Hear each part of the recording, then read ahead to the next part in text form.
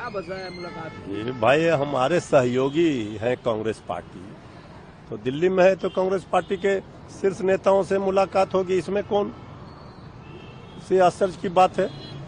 अरे भाई हमारे विरोधी एनडीए बेचैन क्यों है? एनडीए पहले अपनी पार्टी और अपने गठबंधन की चिंता करे। वहां तो कई मुख्यमंत्री के दावेदार हैं। महागठबंधन में ऑल इज वेल है, महागठबंधन महा मजबूत है, महा विजय करने जा रहा है और बिहार की 14 करोड़ जनता ने अपना मुख्यमंत्री श्री तेजस्वी यादव जी को मान लिया है। ये तो हमारे विरोधी सहयोगी सब जानते हैं, लोकतंत्र में जनता मुख्यमंत्री बनाती है और श्री तेजस्वी यादव जी बिहार की जनता की पसंद है, उम्मीद है, भविष्य है। इसमें किसी को कोई कंफ्यूजन नहीं होना चाहिए। इसलिए विरोधी हमारे बेचैन हैं।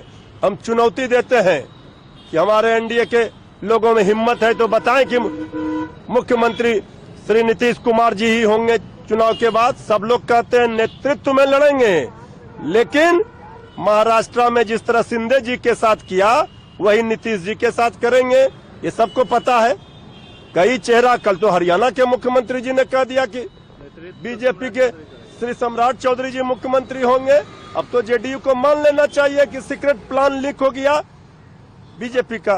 एनडीए का साथ पशुपति पारस ने कल छोड़ दिया। उन्होंने कहा कि मैं दलित हूं, इसलिए मेरे साथ गलत व्यवहार किया गया, मुझे धोखा दिया गया। देखिए, दलित विरोधी बताएंगे। जो लोग भी आज बीजेपी के साथ एनडीए में सहयोगी दल हैं, सबका हश्र वही होना है।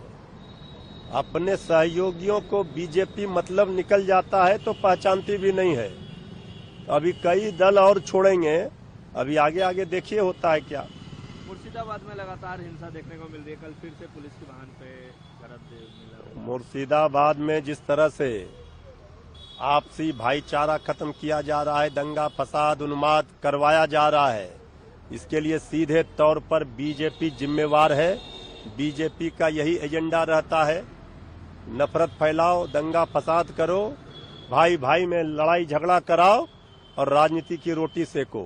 लेकिन ममता दीदी वहां मजबूती से इन उपद्रवियों से, इन दंगाइयों से निपटने के लिए तैयार हैं और ममता दीदी के राज में कानून का राज है। कोई अगर गड़बड़ करेगा तो उसे बख्शा नहीं जाएगा।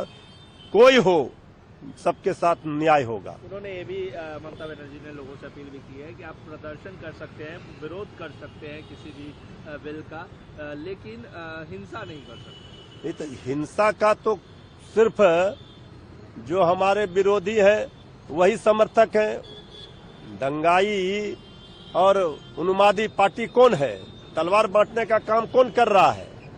तो ममता दीदी, तो हम लोग सब लोग कहते हैं कि हिंसा का कोई स्थान नहीं है।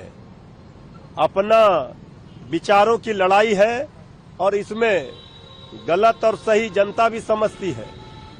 तो सब लोगों को ये समझ लेना चाहिए कि बीजेपी का एजेंडा सफल न हो, इसके लिए सब मिल्लत प्रेम शांति सद्भाव भाईचारा बनाकर रहें। अग्निमित्र पॉल ने कहा है कि ममता बनर्जी कह रही है बंगाल में वक्त कानून को हम लागू नहीं होने देंगे। वो ऐसा कैसे बोल सकती हैं? उनको गिरफ्तार किया जाए। देखिए, ये सब जो गिदड़ भपकी दी जा रही है, ममता दीदी मजबूत नेत्री है देश की, वो ये सब गिदड़ भपकी से नहीं डरती हैं। कानून और संविधान सबके लिए बराबर है और ये देश नियम कानून संविधान से चलेगा। कोई जबरन किसी पर जबरदस्ती कोई लाद नहीं सकता है।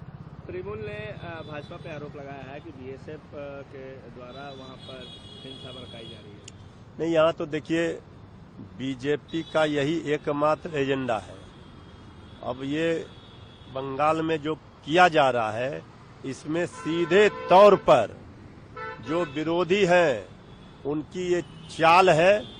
वो चाहते हैं वोटों के ध्रुवीकरण के लिए इसी तरह का माहौल वातावरण हो, उन्माद फैलाया जाए, आपसी भाईचारा खत्म किया जाए।